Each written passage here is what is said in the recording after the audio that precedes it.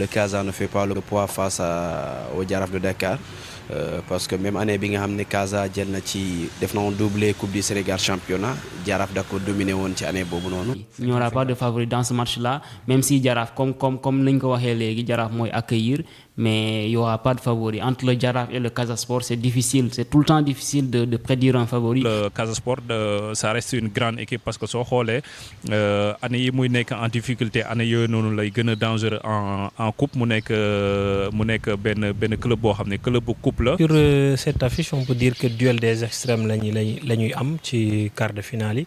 soo boo xoolee déjà Jaraaf ils vont certainement finir deuxième du championnat. On s'est dit tey fédération dafa def tirage au sort. À l'issue du tirage au sort ñu gis ni kii Casa Sport dafa war a affronter kuy Jaraaf. mu nekk match boo xam ne kii déjà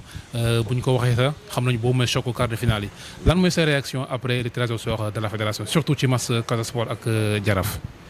Bon, Casa Sport Jaraaf déjà ñëpp xam nañ ni c'est le classique du football sénégalais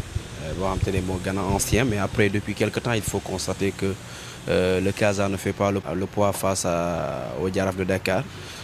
parce que même année bi nga xam ne Casa jël na ci def na woon doublé Coupe du Sénégal championnat Jaraaf da ko dominé woon ci année boobu noonu.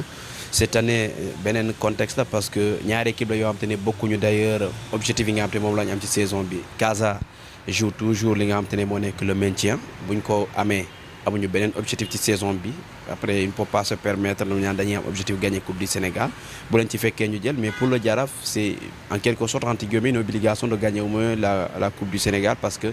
li nga xamante ne moo nekkoon seen objectif premier moo nekkoon gagner championnat du Sénégal maintenant que échappé na leen Teungueth FC gagné na ko ils vont tout faire pour gagner la Coupe du Sénégal d'autant plus que c'est le club le plus titré du Sénégal et c'est un club boo xam ne qui ne peut pas se permettre sur une année mu def année blanche donc ils vont donner li nga xam te ne moom la ñu am pour mun a gagner la Coupe du Sénégal li nga xam ne ñoom ñoo yor d'ailleurs raaya bi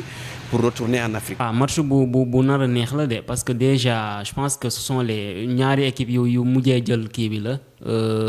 Coupe du Sénégal bi Casa Sport en 2022 et le Jaraaf en 2023 donc forcément ñaari équipes yooyu bu ñuy dajee c'est une rencontre très spéciale Casa Sport ak Jaraaf nag si on le dit déjà. Mooy le classico du championnat sénégalais du football sénégalais en général donc voilà c'est une rencontre vraiment à part c'est une rencontre très particulière boo xam ni y aura les supporters le duel des supporters en plus de ça le duel des entraîneurs etc. Écoutez je pense que Jaraaf ak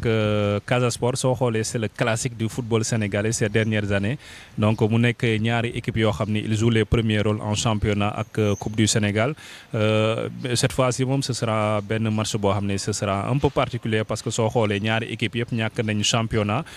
ñu nekk ci ay dynamiques yu wuute parce que Jaraaf actuellement moo jël deuxième du championnat mais moom ñàkk na titre bi donc li ko dese mooy champion Coupe du Sénégal donc Jaraaf mooy tenant du titre bi mu nar a jàkkaarloo ak Casa Sport nga xam ne aussi day jouer le maintien mais terewul Casa Sport ça reste une grande équipe parce que soo xoolee année yi muy nekk en difficulté année yooyu noonu lay gën a dangereux en coupe mu nekk benn club boo xam ne club bu coupe la donc min genre compétition yooyu noonu mu nar a dajeek Jaraaf boo xam ne aussi moom min Coupe du Sénégal. En fait sur cette affiche on peut dire que duel des extrêmes la ñuy am ci quart de finale yi soo boo xoolee déjà Jaraaf ils vont certainement finir deuxième du championnat parce qu'ils ont lutté longtemps en tout cas pour le titre contre Teungueth mais bon finalement Teungueth moom moo mujj nekk champion. Jaraaf a fait une très belle saison mais parallèlement Casa Sport dafa def benn saison boo xamante ne déjà ils sont pas maintenus donc c'est un peu compliqué donc ce sera certainement un match très relevé parce que si je dis pas de bêtises le Jaraaf est le tenant du titre mais Casa Sport aussi avait remporté en tout cas le trophée en 2021 donc ce sera une belle affiche. Casa moom mooy déplacé mooy fekki Jaraaf ci stade Ngor est-ce que yaakaar nga loolu war na nekk en plus lu tax ñu war a naan Jaraaf moo war a mën a gagner Casa Sport à domicile. Oui, c'est possible, hein. Bon, après, il ne faut pas oublier que récemment, Jaraaf a perdu là-bas face à Diamono de Fatick. Non, ils ont fait match nul et ils ont perdu face à l'US Ouakam. Après, il y aura toujours l'avantage du public bi nga xam te ne dañ koy am. Après, c'est pas plus que le Casa Sport parce que les gens ils oublient souvent que le Casa Sport public am Dakar la gën a ëpp ça que buy jouer à Ziguinchor. Donc ça va être un match boo xam ne en termes de public dafay bëri. Donc Jaraaf aura l'avantage déjà en termes de qualité bi nga xamante ne moom la yor ci effectif am. Le fait qu'également depuis quelques temps c'est le Jaraaf qui domine ce match-là, ce classique contre le Casa Sport. Il y aura également l'avantage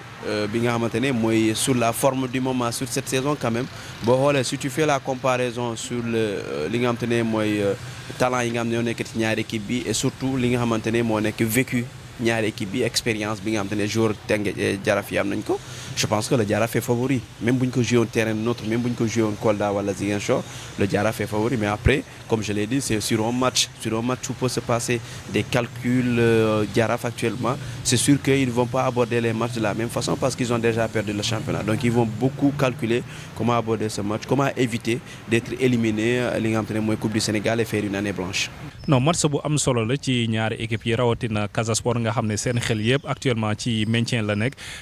bien vrai qu'on n'a pas encore programmé la 26e journée mais je pense que Casa Sport dinañ am temps préparé match boobu noonu bu baax a baax mu nar a nekk match à l'extérieur parce que soo xoolee Casa Sport depuis le début de la saison dañoo am difficulté saa yi ñuy génn maanaam saa yi ñuy jouer hors de leur base mais je pense que Coupe du Sénégal mu nar a déplacé wu ñëw affronter Jaraaf fii nii à Dakar je pense que am nañ temps d'ici là préparer ko bu baax a baax parce que quart de finale yi ñu ngi koy programmer début juin je pense que ñoom ils peuvent rester à Dakar ñu préparer compétition boobu noonu bu baax a baax malgré le fait que actuellement ñoom li ñuy xalaat mooy maintenir en Ligue 1. Selon yow kan mooy favori ci boobu match.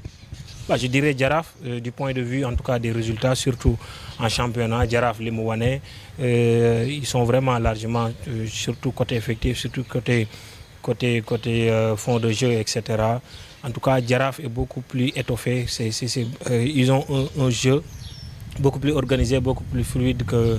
celui de Casa Sport. Il n'y aura pas de favori dans ce match-là, même si Jaraaf, comme nous l'avons dit, Jaraaf va accueillir, mais il n'y aura pas de favori. Entre le Jaraaf et le Casa Sport, c'est difficile, c'est tout le temps difficile de prédire un favori. D'autant plus que le Casa Sport,